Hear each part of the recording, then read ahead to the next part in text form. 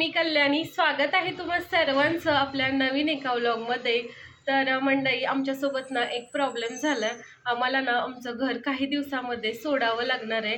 आम्ही मागचे 2 वर्ष झालं या घरामध्ये राहिलोय आणि आता आम्ही विचार पण केला नव्हता की अचानक आपल्याला असं काही घर सोडायला वगैरे लागेल. आणि आमचं चाललेलं की ॲग्रीमेंट आता नवीन रिन्यू करायचं आणि आणखी एखादं वर्ष 2 वर्ष इथेच राहायचं. पण कालच आम्हाला अचानकपणे कळालं की काही दिवसातच पुढच्या हे घर आम्हाला सोडून जावं लागेल. आता आमच्यासमोर प्रश्न आहे की कुठे जायचं, कुठे राहायचं. तर बघूया, आजपासूनच आम्ही म्हणतोय की घर बघायला सुरुवात करूया. तर एका ठिकाणी मी असंच बोर्ड पाहिला होता की 2 BHK फ्लॅट भाड्याने देणे आहे. तर त्या ठिकाणी आज आम्ही जाणार आहे. तिथे जाऊन बघायचं की तिथे फ्लॅट आहे का की गेलाय. जानेवारी महिन्यापासूनच ना मी आणि निखिलने जिमचा प्लॅन घेतला. आमच्या घरापासूनच काही अंतरावरती सिंहगड रोडलाच आमची जिम आहे आणि तिथे ना आम्ही 2 वर्षाचा जिमचा प्लॅन घेतला आहे दोघांसाठी.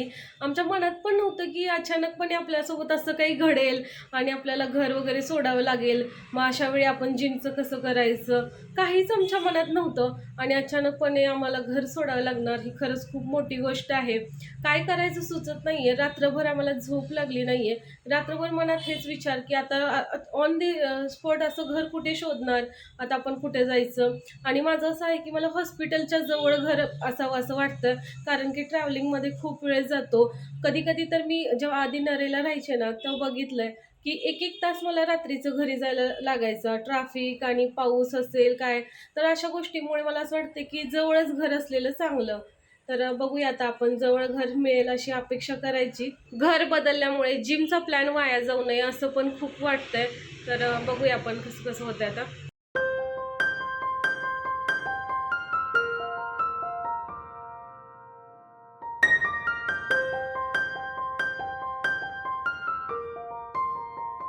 घरातून आम्ही बाहेर पडलेलो घर शोधण्यासाठी. आम्हाला एक घर भेटलं, पण तिथे आम्ही त्यांना फोन केलेला मालकांना. त्यांनी सांगितलं की उद्या सकाळी येऊन भेटून जा. तर निखिल उद्या सकाळी भेटायला जातील त्यांना. त्यानंतर आम्ही गेलो जिमला. जिममध्ये वर्कआउट केला आणि आता घरी आलोय. काही दिवसापूर्वी हा कूलर आम्ही फलटणमधून आणला होता, पण हा एका दिवसातच आमच्याकडून बिघडला. तर तो आता निखिल दुरुस्त करायला घेऊन चाललेत. हां, आणखी एक गोष्ट आहे ती म्हणजे डेऱ्याचा देखील आमच्या नळ खराब झालेला आहे. तो आम्हाला चेंज करून घ्यायचा आहे.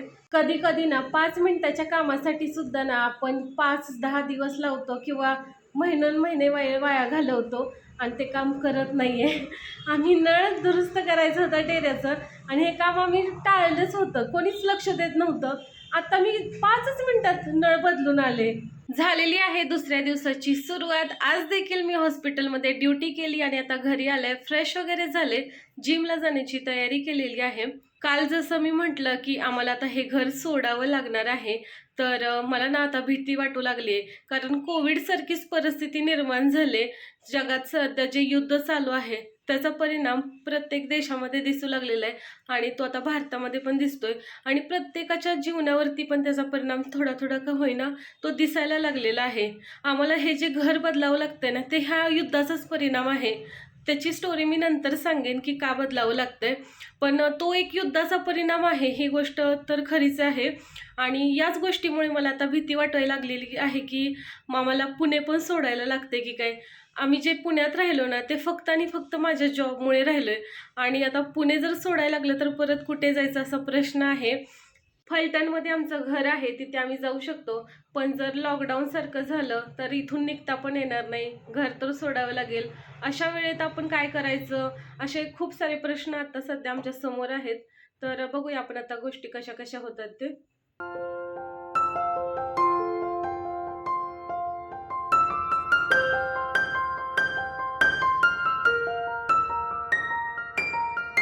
जिमला जाऊन आम्ही घरी आलो. घरी येऊन फ्रेश वगैरे झालो, जेवण केलं. आता वेळ झालेली आहे झोपायची. चला तर मग आपण या व्लॉगचं करूया एंडिंग. हा व्लॉग तुम्हाला कसा वाटला हे कमेंट बॉक्समध्ये नक्की सांगा.